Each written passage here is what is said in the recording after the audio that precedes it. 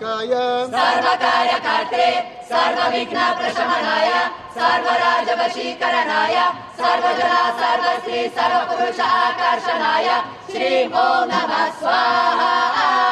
ओम जगत्प्रवाहपावितस्थले गले बलम्ब्यलम्बितां भुजङ्गतुङ्गमालिकां डमड्डमड्डमड्डमनिनादवड्डमर्वयं चकार चण्डताण्डवन्तनोतु न शिव शिवं जटाकटाह सम्भ्रम भ्रमनिलिम्पनिर्झरि विलोलवीचिवालरि विराजमानमूर्धनि धग धग धग ज्वला ललाटपट्टपावके किशोर चन्द्रशेखरे रतिप्रतिक्षणं मम